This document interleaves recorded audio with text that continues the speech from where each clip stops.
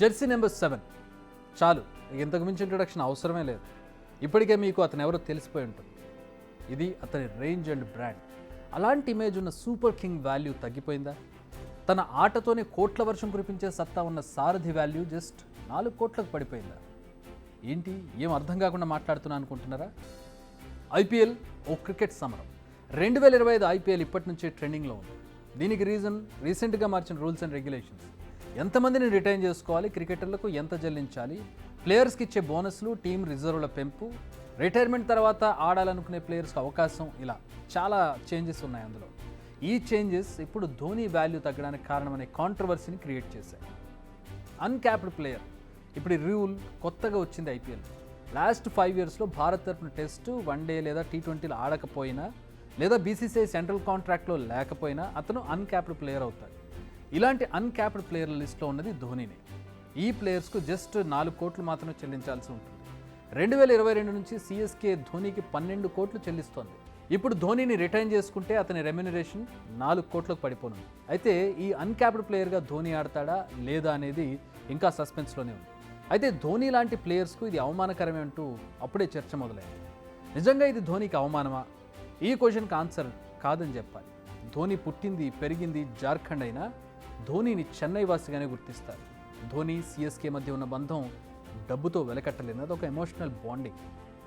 ఇది ఇప్పటికి ఎన్నోసార్లు ప్రూవ్ అయింది కూడా. తలా ఒకసారి బ్యాట్ పట్టుకుని క్రీజులోకి వస్తే చాలనుకుంటారు సిఎస్కే ఫ్యాన్స్. ఇక డబ్బులు విషయం అంటారా, అది 4 కోట్ల 40 కోట్ల అనేది పక్కన పెట్టేయచ్చు. ఆయన మీద వాళ్ళకున్న అభిమానం, అతను ఆ టీంతో ఉన్నటువంటి ఎమోషనల్ బాండింగ్. ఆయన సిఎస్కే తరపున ఆడితే చాలు. ఇప్పుడు పోతున్న 8 కోట్ల కంటే 100 రెట్లు ఎక్కువ సంపాదించే స్టార్డమ్ ధోని సొంతం. అసలు ధోని కోసమే ఈ అన్క్యాప్డ్ ఆప్షన్ తీసుకొచ్చారన్న టాక్ కూడా నడుస్తోంది. ప్రస్తుతం కొన్ని టీమ్స్ పేరు చెప్పగానే కొందరు ప్లేయర్లు ఆటోమేటిక్గా గుర్తొస్తారు. సిఎస్కే అంటే ధోని, ముంబై ఇండియన్స్ అంటే రోహిత్, ఆర్సీబీ అంటే విరాట్ కోహ్లీ, ఇలా కొన్నింటిని మార్చలేము. అందుకే ధోని విషయంలో ఆ టీం మేనేజ్మెంట్ చాలా పట్టుబట్టినట్టుగా టాక్. ప్లస్ 2020లో ధోని రిటైర్మెంట్ ప్రకటించారు. కానీ ఇప్పుడు ఆ డేట్ను కాకుండా 2019లో ఆడిన చివరి మ్యాచ్ను లెక్కలోకి తీసుకుంటున్నారు.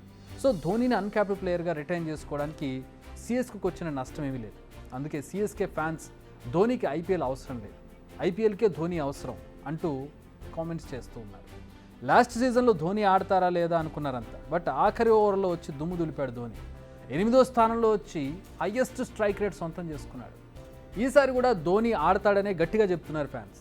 ధోని ఊ అనాలే కానీ సిఎస్కే అస్సలు అడ్డు చెప్పదు. అందుకే అతను ఆడే అవకాశాలు ఎక్కువగా కనిపిస్తున్నాయి. అంతేకాదు ధోని లాస్ట్ సీజన్ కంటే పూర్తి ఫిట్గా ఉన్నాడు ఇప్పుడు.